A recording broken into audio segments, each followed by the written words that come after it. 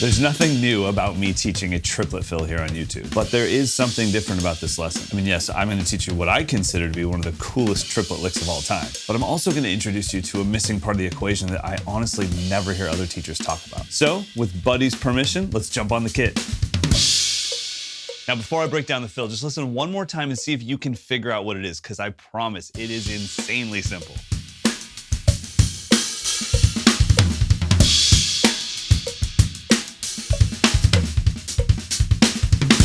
So if you didn't figure it out right away, it's just 4 notes long. It's kick, kick, right, left.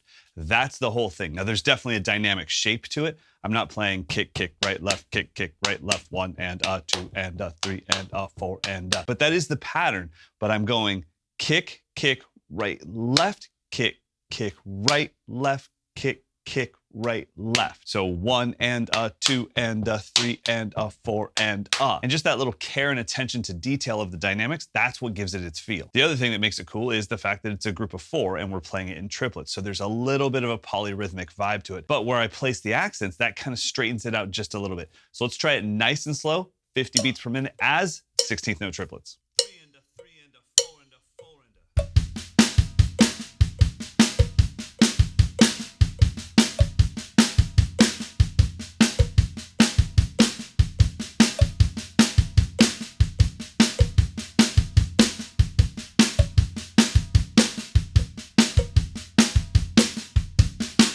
So the pattern is insanely simple, but playing it as triplets, that's gonna take some time.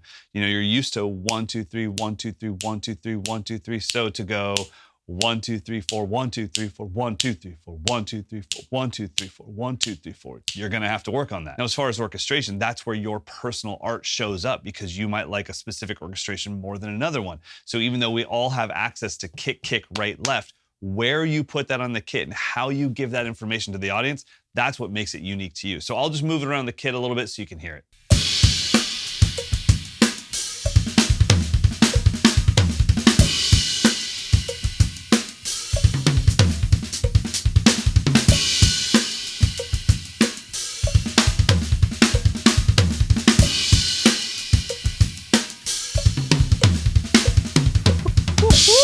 Shucking and jiving while deep sea diving.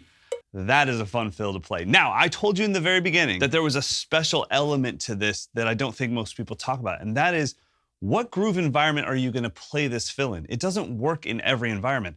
And I think so many times we focus way too much on the fill instead of the groove environment that the fill is gonna take place inside of. So let's try it out in some different groove environments and see if it fits or if it's just a tad awkward. So I was already playing it inside a Gadsden groove environment, so we know that that works. What about something like, kind of like a pop groove that has a little bit of swing to it?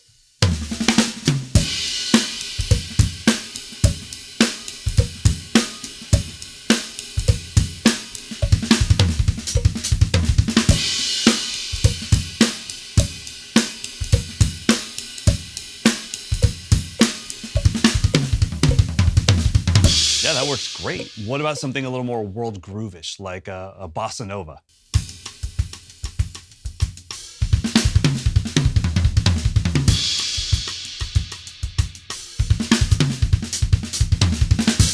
I'm gonna go with a no. That sounds like chewing tinfoil. It's terrible. So just because you can physically play a fill at the specific tempo you're playing, it doesn't mean you necessarily should, because it might not fit the vibe of the groove or the song. So spend a little bit of time today working inside different groove environments and allow the groove to dictate the fill. A great example is just straight 16th notes with an accent on the downbeat.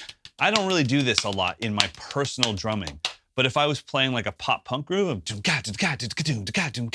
99% of my fills won't work, but this will.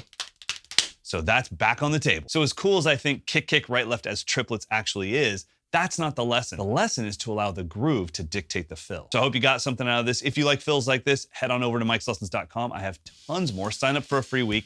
Check out courses. I believe fills courses 9, 10, and 11 are all 16th note triplet based fills. But until next week, go practice.